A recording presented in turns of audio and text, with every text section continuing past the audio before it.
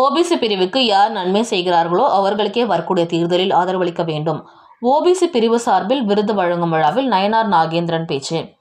பாஜக தலைவர் பதவிக்கு போட்டியிட வேட்புமனு தாக்கல் செய்வீர்களா என்ற செய்தியாளரின் கேள்விக்கு பதிலளிக்காமல் சென்றார் நயனார் நாகேந்திரன்.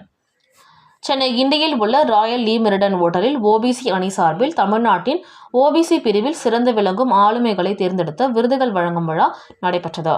விழாவிற்கு ஓபிசி அணியின் ஒருங்கிணைப்பாளர் டாக்டர் ராஜ்குமார் தலைமை தாங்கினார். இதில் சிறப்பு விருந்தினராக பாஜக ஓபிசி அணியின் தேசிய தலைவர் லக்ஷ்மணன் எம்பி மற்றும் பாஜக சட்டமன்ற உறுப்பினர் நயனார் நாகேந்திரன் ஆகியோர் கலந்து கொண்டனர். அப்பொழுது விழாவில் பேசிய நயனார் நாகேந்திரன் கூறும்பொழுது, ஓபிசி ஆணையம் 1953ஆம் ஆண்டு ஏற்பட்டு காங்கிரஸ் அரசால் நிராகரிக்கப்பட்டது. பின்னர் பிரதமர் நரேந்திர மோடியால் தான் ஓபிசி ஆணையத்தை புத்துயிர் பெற்று சிறப்பாக செயல்பட்டு வருகிறது. கச்சத்தீவை கொடுத்தது யார் என்பது தமிழக மக்களுக்கு நன்றாக தெரியும்.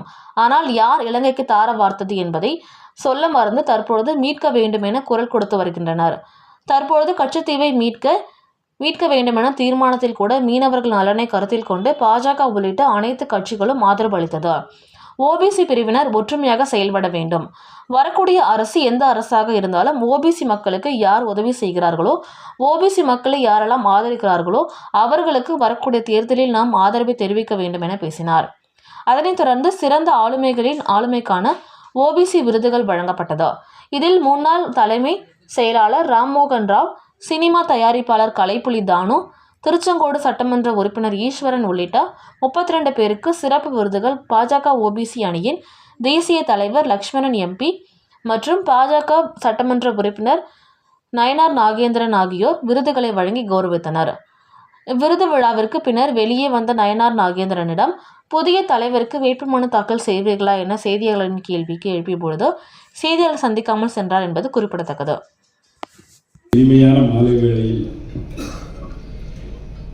அருமையான ஏற்பாட்டை செய்திருந்த பேரன்பிற்கும் பெரும் மரியாதைக்குரிய இளைஞர், நல்ல பாடகர், நல்ல டாக்டர், ஒரு நல்ல ஆர்கனைசர், 2000 வீடியோகளுக்கு மேலாக பதிவுகளை போட்டு எழுதியும் இந்த சமூக மக்களை எந்தவித அரசியல் அமைப்பினுடைய பின்பலம் ஒரு பக்கம் இருந்தாலும் எல்லாவற்றையும் ஒருங்கிணைத்து இந்த கூட்டத்தை சிறப்பான முறையில் ஏற்பாடு செய்து பாரதிய ஜனதா கட்சியினுடைய பார்லிமெண்ட் போர்டு மெம்பர், ராஜ்யசபா உறுப்பினர், ஓபிசியினுடைய தலைவர், மதிப்பிற்கு மரியாதைக்குரிய லட்சுமணன்ஜி அவர்களை ஏற்பாடு செய்து இந்த அரங்கத்தில் இவ்வளவு பெரிய ஏற்பாட்டை செய்திருக்கிறார் சொன்னால் நான் கூட சற்று அவர் சொல்லும்போது எது டாக்டர் சொல்றாரே அப்படின்னு தான் நான் நினைத்திருந்தேன். ஆனால் இங்கு பார்க்கின்ற பொழுது எனக்கே ஒரு மலைப்பாகத்தான் இருக்கிறது. இங்கே பார்த்தா கொங்கு நாட்டினுடைய மன்னர் ஈஸ்வரன் வந்திருக்கிறார். பிறகு சீஃப் செக்ரட்டரியாக பணியாற்றி நான் அமைச்சராக இருந்தபோது என்னோடு Tamil Nadu municipal பேப்பருடைய chairman and managing டைரக்டராக பணியாற்றி சிறந்த நண்பராகவும் ஐரோப்பா, அமெரிக்கா போன்ற நாடுகளுக்கு என்னோடு பயணம் மேற்கொண்ட மதிப்பிற்குரிய ராமமோகன் அவர்கள் கலந்திருக்கிறார்கள்.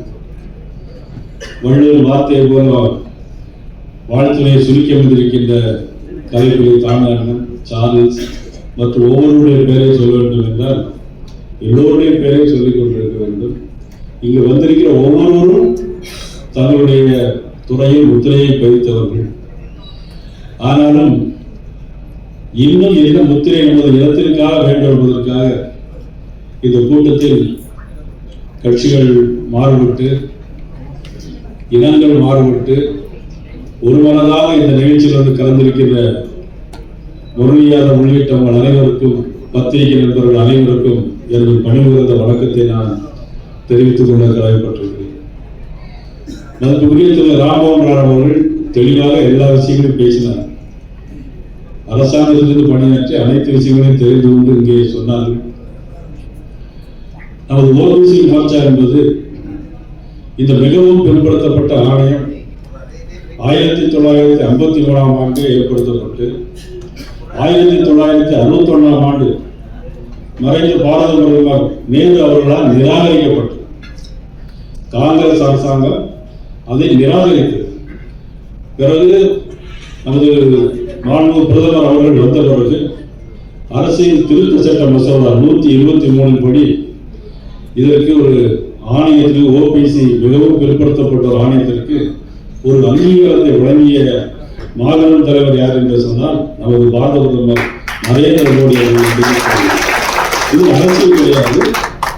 ஏன்னா இதில் அரசியல் அப்பாற்பட்டு எல்லோரும் கலந்திருக்கிறோம். அவங்களால் நான் இதில் அரசியல் ஒன்று சொல்லக்கூடாது. இருந்தாலும் நடந்த விஷயங்களை நாம் மறந்துவிட முடியாது. இன்றைக்கு பேசி நமது திருச்சி நாகப்பட்டினம் பக்கத்தில் இருக்கிற குடும்ப வேளாளர்களாக இருந்தாலும் சரி, கன்னியாகுமரி மாவட்டத்தில் நாட்டு வேளாளர்கள் இருப்பாங்க, பிறகு திருநெல்வேலி சைவ வேளாளர்கள் இருப்பாங்க. கொங்குப்பட்டி கொங்கு மக்கள் இருக்கிறாங்க. நமக்கு வெள்ளாளத்தில் கண்ட கவுண்டர்கள், அது நாடார் சமுதாய மக்கள், யாதவ சமுதாய மக்கள், மீன்பிடி தொழிலாளர் மக்கள். மீன்பிடி தொழிலாளர்கள் சொல்லணும்னா ஒரு விஷயத்தை நாம் இங்கே குறிப்பிட்டு பேசாக வேண்டும். கச்சத்தீவை கொடுத்தது யார் என்று எல்லோருக்கும் தெரியும். ஆனால் இப்பொழுது கச்சத்தீவை மீட்க வேண்டும் என்று எல்லோரும் சொல்லிக் கொண்டிருக்கிறார்கள். சட்டமன்றத்தில் தீர்மானம் கொண்டு வரும்போது யார் கொடுத்தார், என்ன செய்தது, தவறு நடந்தது என்று சொல்வதை காட்டிலும் கட்சித்தீவு இப்ப நமக்கு வேண்டுமா வேண்டாமா என்பதற்கு நான் உட்பட, அண்ணன் பொங்கி ஈஸ்வரன் உட்பட எல்லோருமே நாங்கள் அந்த தீர்மானத்தை ஆதரித்தோம். கட்சி மாறுபாடு காரணம், இங்கே நமது மீன்பிடி தொழிலாளர்களுக்கு அது செல்ல வேண்டும், அவர்களுக்கு வாழ்க்கை வசதி வேண்டும் என்பதற்காகத்தான். அதே போல நமது ரோகிணி ஆணையம் அதற்கு அமைத்தார்கள். அந்த ரோகிணி ஆணையத்தையும் அங்கீகாரம் கொடுத்தது யார் என்று சொன்னால் பாரத பிரதமர் நரேந்திர மோடி என்பதை யாராலும் மறக்க முடியாது. அவர் ஒருவரை சொல்லுவதை சொன்னார், நானே மிகவும் பிற்படுத்தப்பட்ட வகுப்பை சேர்ந்தவன், ஆகவே நானே அதற்கு ஆதரவு தெரிவிக்கிறவங்க இருந்தால் யார் அதற்கு ஆதரவு தெரிவிக்க முடியும் என்று சொன்னவர் அடல் கமிஷனில் பார்த்தா 27% இடஒதுக்கீட்டை நமக்கு தர வேண்டும்.